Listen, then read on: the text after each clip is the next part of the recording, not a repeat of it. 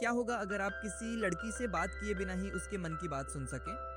आज हमारी कहानी के हीरो के साथ भी कुछ ऐसा ही होता है और हम देखेंगे कि आगे की कहानी में वह इस काबिलियत का फायदा उठाकर कितना आगे बढ़ पाता है। कहानी की शुरुआत में हम निक मार्शल को देखते हैं, जो एक एडवर्टाइजिंग एजेंसी में काम करता है। निक लास वेगास में अपनी सिंगल मदर के साथ बड़ा हुआ, जो पहले एक शो गर्ल हुआ करती थी। इस वजह से उसका पूरा बचपन कई खूबसूरत औरतों के बीच बीता और उसे लगता है कि वह लड़कियों को बहुत अच्छे से समझता है। निक की शादी कभी गिग्गी नाम की औरत से हुई थी और उनकी एक 15 साल की बेटी है जिसका नाम एलेक्स है। हालांकि निक का एलेक्स के साथ कभी कोई मजबूत रिश्ता नहीं रहा। गिग्गी ने निक को छोड़ दिया और हाल ही में टेड नाम के आदमी से शादी कर ली। फिर भी निक की जिंदगी ठीक चल रही है। वह अपने काम में बहुत टैलेंटेड है और लोगों को प्रोडक्ट बेचने में भी स्मार्ट है। गिग्गी से तलाकत के बाद भी उसकी जिंदगी में अभी भी कई औरतें हैं। उनमें से एक उसकी क्रश लोला है, जो एक कॉफी शॉप में काम करती है।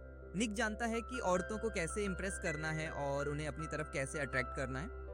अब हम देखते हैं कि निक अपने ऑफिस जा रहा है, जहां उसे उम्मीद है कि आज उसका प्रमोशन हो जाएगा। लेकिन उसका बॉस उसे बताता है कि अमेरिका में औरतें अब उनके एडवर्टाइजिंग प्रोडक्ट्स की सबसे बड़ी खरीदार हैं, इसलिए उसने डार्सी नाम की एक औरत को क्रिएटिव डायरेक्टर का पद देने का फैसला किया है। वह बहुत स्मार्ट है और बॉस का मानना है कि सिर्फ औरतें ही सही मायने में समझ पाएंगी कि वे किस तरह का काम कर रही हैं। उसे लगता है कि इस पोस्ट के लिए एक औरत को अपॉइंट करना एक बहुत अच्छा फैसला है। ये सुनकर निक बहुत निराश होता है।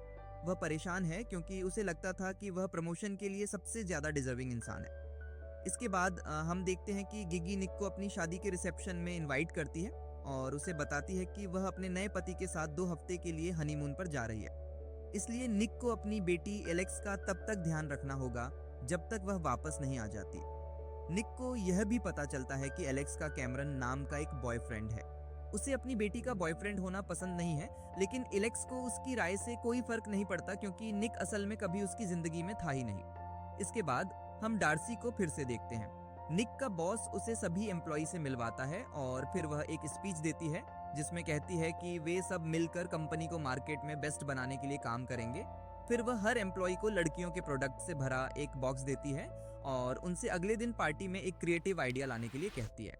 बॉक्स के अंदर महिलाओं द्वारा इस्तेमाल की जाने वाली कई चीजें हैं। बाद में जब निक घर लौटता है तो वह महिला कस्टमर्स को इम्प्रेस करने के लिए एक आइडिया सोचने की कोशिश करता है, लेकिन कुछ भी दिमाग में नहीं आता।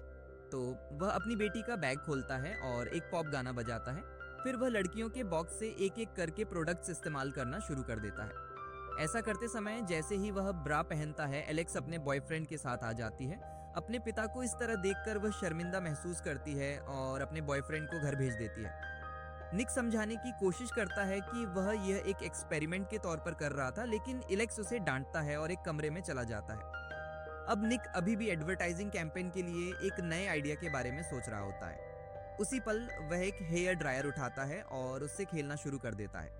अचानक वह फिसल जाता है और ड्रायर पकड़े हुए ही बाथटब में गिर जाता है, जिससे उसे इलेक्ट्रिक शॉक लगता है और वह बेहोश हो जाता है। अगली सुबह उसकी मेड निक्की उसे कमरा साफ करने के लिए जगाती है। गंदगी और लड़कियों का सारा सामान बिखरा देखकर वह सोचने लगती है कि वह क्या कर रहा था। निक उसे बताता है कि यह सिर्फ एक एक्सपेरिमेंट था, लेकिन फिर मेड कहती है, मैंने कुछ नहीं कहा। अचानक वह मन में सोचती है, मैं आज अपने बॉयफ्रेंड के साथ डेट पर जाऊंगी। निक ये सुनता है और उसे गुड लक विश करता है। मेड चौंक जाती है और कहती है, मैंने कुछ नहीं कहा। अब जैसे ही निक बाहर निकलता है, उसे वहां से गुजर रही सभी लड़कियों के विचार सुनाई देने लगते हैं। कुछ लोग अपनी टूटी हुई कॉफी मशीन के बारे में सोच रहे हैं, तो कुछ अपने बॉयफ्रेंड के बारे में। अपने ऑफिस पहुंचने के बाद निक की हालत और भी खराब हो जाती है जब उसे पता चलता है कि उसके साथ काम करने वाले उसे पूरी तरह से बेवकूफ समझते हैं। उनमें से कुछ को लगता है कि वह गे है, जबकि दूसरे उसके बदसूरत लुक्स का मजाक उड़ाते हैं। ऑफिस में कई औरतों के विचार सुनने के बाद उसे आखिरकार समझ आता है कि वह असल में सुन सकता है कि लड़कियां क्या सोच रही हैं, लेकिन उसे अभी भी नहीं पता कि ऐसा क्यों हो रहा है। इस अजीब नई काबिलियत का इस्तेमाल करके उसे पता चलता है कि डैरेन नाम की एक लड़की सुसाइड करने का प्लान बना रही है। उसे यह भी पता चलता है कि उसकी सेक्रेटरी एनी उसके साथ काम करके खुश नहीं है। वह कंपनी से बदला लेने के लिए अपने बॉयफ्रेंड को कॉल करने के लिए कंपनी के फोन का भी इस्तेमाल करती है। अब निक अपने आसपास की सभी औरतों के लगातार विचारों को सुनकर पूरी तरह से तंग आ गया है। जब वह डॉक्टर को कॉल करने के लिए टेलीफोन डायरेक्टरी खोलता है तो एक साथ काम करने वाला आता है और उसे एक मीटिंग में ले जाता है। मीटिंग रूम में डार्सी पहले से ही दूसरे एम्प्लॉयज के साथ मौजूद होती है। निक अपनी नई पावर का इस्तेमाल डार्सी को इम्प्रेस करने के लिए ऐसी बातें कहता है जो लड़कियों को सुनना पसंद होता है। बाद में जब निक काम से घर आता है तो वह अपनी बेटी को अपने बॉयफ्रेंड के साथ रोमांटिक होते हुए देखता है। वह गुस्सा हो जाता है और बॉयफ्रेंड को तुरंत भेज देता है। इससे एलेक्स को बहुत गुस्सा आता है और वह अपने पिता पर बकवास करने लगती है। अब हम देखते हैं कि निक अपने आसपास की औरतों से अपने बारे में ये सब नेगेटिव बातें सुनकर थक गया है। इसलिए नॉर्मल होने की उम्मीद में वह वही हेयर ड्रायर पकड़े बारिश में बाहर जाता है और चाहता है कि एक और इलेक्ट्रिक शॉक उसके साथ जो कुछ भी हुआ उसे ठीक कर दे। लेकिन इस बार कुछ भी नहीं बदलता। अगले दिन निक एक थेरेपिस्ट के पास जाता है और उसे सब कुछ बताता है। पहले तो वह उस पर यकीन नहीं करती, लेकिन फिर निक उसे बताता है कि वह अपने मन में क्या सोच रही है। थेरेपिस्ट कुछ खास सोचकर उसे टेस्ट करने का फैसला करती है और जब निक वही कहता है जो वह सोच रही थी तो वह चौंक जाती है और आखिरकार उस पर यकीन कर लेती है। वह निक से कहती है कि वह दुनिया का सबसे लकी आदमी है क्योंकि वह समझ सकता है कि औरतें असल में क्या चाहती हैं।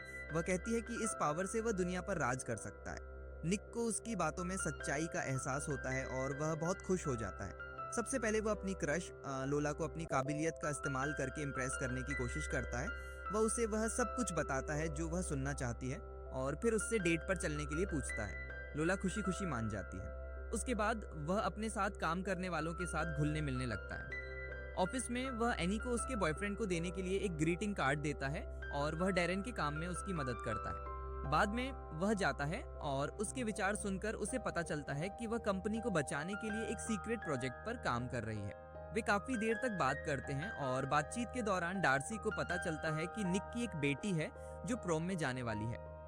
डार्सी जानता है कि एक लड़की के लिए प्रोम ड्रेस कितनी जरूरी होती है। क्योंकि एलेक्स प्रोम में जा रही है, इसलिए डार्सी निक से उसे सपोर्ट करने के लिए कहता है। जब निक घर लौटता है तो वह एलेक्स को अपने दो दोस्तों के साथ प्रोम के बारे में बात करते हुए पाता है। निक उन सभी का स्वागत करता है। पहले तो एलेक्स के दोस्त उसे पसंद नहीं करते। उन्हें लगता है कि वह एक गुस्सैल और सख्त पिता है। लेकिन फिर उनके ठीक सामने निक एक प्यार करने वाले पिता की तरह बर्ताव करता है। वह एलेक्स को एक प्रोम ड्रेस खरीदने का ऑफर देता है और पहले ओवररिएक्ट करने के लिए उससे माफी भी मांगता है। इसके बाद निक लोला के साथ डेट पर जाता है। अपनी पावर्स का इस्तेमाल करके वह उस डेट को उसके लिए खास और यादगार बना देता है। बाद में जब वे लोला के घर इंटीमेट होने जाते हैं तो निक पहले तो अजीब महसूस करता है और चीजें ठीक से नहीं कर पाता। लोला मन ही मन उसे कोसने लगती है कि उसने ठीक से काम नहीं किया। लेकिन जब निक उसकी बातें ध्यान से सुनता है और ठीक वैसा ही करता है जैसा वह चाहती है तो लोला बहुत खुश हो जाती है और बहुत इम्प्रेस हो जाती है। फिर बाद में हम देखते हैं कि निक औरतों के एक्सप्रेशन और बिहेवियर पर ज्यादा फोकस करने लगता है और उनसे बात करके और उनकी फीलिंग्स को सही मायने में समझकर अपनी कम्युनिकेशन को बेहतर बनाने लगता है। वह डार्सी के साथ भी ज्यादा समय बिताने लगता है और चुपके से उसके आइडियाज चुरा लेता है। उन्हें अपना बताकर उसकी मदद करने का नाटक करता है। निक डार्सी को एक कहानी सुनाकर इम्प्रेस करता है और उसे लगने लगता है कि उन दोनों में कई एक जैसी बातें हैं जिससे वह उसे पसंद करने लगती है। इस बीच निक का अपनी बेटी के साथ रिश्ता भी बेहतर होने लगता है, खासकर जब वह उसे प्रोम डांस के लिए ड्रेस चुनने में मदद करता है। इस वजह से उनके बीच एक मजबूत बॉन्ड बनने लगता है। साथ में डिनर करते समय निक अपनी बेटी से खुलकर बात करता है और कहता है, मुझे लगता है कि तुम्हारा बॉयफ्रेंड तुम्हारे साथ बस टाइम पास कर रहा है। अगर तुम तैयार नहीं हो और सही लड़के का इंतजार करना चाहती हो तो उसे ज्यादा पास मत आने दो। लेकिन ये सुनकर एलेक्स परेशान हो जाती है और निक से कहती है कि वह ओवर प्रोटेक्टिव डैड बनना बंद करे। वह ड्रेस खरीदने के लिए निक को धन्यवाद देती है, फिर चली जाती है। इसके बाद हम निक को फिर से डार्सी के साथ टाइम बिताते हुए देखते हैं। डार्सी उसे अपने एक्स हस्बैंड के बारे में बताती है और इस बातचीत के दौरान निक उसके मन की बातें भी सुन लेता है। इससे उसे समझ आता है कि डार्सी अपने अतीत में बहुत इमोशनल दर्द से गुजरी है। धीरे धीरे वे दोनों करीब आते हैं और एक दूसरे को किस भी करते हैं। लेकिन अब जैसे जैसे निक डार्सी के साथ ज्यादा समय बिताता है उसे उससे प्यार होने लगता है और उसे एहसास होता है कि उसके विचार पढ़कर उसे धोखा देना गलत है। डार्सी के जाने के बाद निक देखता है कि लोला उन्हें बाहर से देख रही थी। लोला गुस्सा हो जाती है और निक से कहती है कि उसका दिल टूट गया है क्योंकि जिस रात वे साथ थे उस रात से उसने उससे कांटेक्ट भी नहीं किया है। ये सुनकर निक को बहुत बुरा लगता है और उसे और दुख न पहुंचाने की कोशिश में लोला से कहता है कि वह गे है और अगर वह स्ट्रेट होता तो उससे शादी कर लेता। लोला को ये थोड़ा अजीब लगता है लेकिन वह उस पर विश्वास करती है और फिर चली जाती है। अब बड़े प्रेजेंटेशन के दिन निक के पास डार्सी के आइडिया होते हैं, लेकिन उसके आइडिया चुराने के लिए बुरा महसूस करते हुए वह डार्सी से खुद प्रेजेंटेशन देने के लिए कहता है। डार्सी मना कर देती है और कहती है, ये आइडिया तुम्हारे हैं, इसलिए तुम्हें ही इन्हें प्रेजेंट करना चाहिए। मीटिंग से ठीक पहले निक डैरेन से मिलता है और उसे पता चलता है कि पिछले कुछ दिनों से वह सुसाइड करने के बारे में सोच रही थी। असल में उसकी वजह से, क्योंकि उसने उसे पिछले 2 साल से एक ही जॉब पोजीशन पर रखा हुआ था। इन सब के बावजूद निक अपने प्रेजेंटेशन से बोर्ड मेंबर्स को इम्प्रेस करता है और कंपनी के लिए कंपटीशन जीत जाता है। उसे सारा क्रेडिट मिलता है, लेकिन अंदर ही अंदर उसे डार्सी को धोखा देने के लिए बहुत बुरा लगता है। इसलिए वह उससे माफ़ी मांगने के लिए एक लेटर लिखना शुरू करता है। लेकिन इससे पहले कि वह उसे लेटर दे पाता, डार्सी आ जाती है और उसे उस घर में ले जाती है जिसे उसने अभी अभी खरीदा है और खुशी खुशी उसे घुमाती है। इन पलों में वे और भी करीब आ जाते हैं और साथ में कुछ खूबसूरत समय बिताते हैं। अगले दिन निक अपने बॉस से मिलता है और उसे पता चलता है कि उसे क्रिएटिव डायरेक्टर के पद पर प्रमोट कर दिया गया है। लेकिन प्रमोशन के साथ साथ निक को यह भी पता चलता है कि उसके बॉस ने डार्सी को निकाल दिया है, ये मानते हुए कि उसने मीटिंग में कुछ भी कंट्रीब्यूट नहीं किया। ये सुनकर निक को और भी बुरा लगता है। वह तुरंत अपने बॉस को बताता है कि प्रेजेंटेशन का पूरा आइडिया डार्सी का था और उनसे डार्सी को उसकी नौकरी वापस देने की रिक्वेस्ट करता है। फिर जैसे ही निक डार्सी को ढूंढने जाता है, उसे पता चलता है कि डैरेन, वह लड़की जो कभी सुसाइड करने का प्लान बना रही थी, आज काम पर नहीं आई है। इससे उसे चिंता होती है और वह उसका हालचाल जानने के लिए उसके घर भागता है। रास्ते में निक देखता है कि बारिश की वजह से एक बिजली का खंभा फट जाता है और बिजली का एक बोल्ट सीधे उस पर गिरता है। लेकिन हैरानी की बात है कि उसे कुछ नहीं होता। फिर डैरेन के घर पहुंचने पर उसे वहां एक सुसाइड लेटर मिलता है।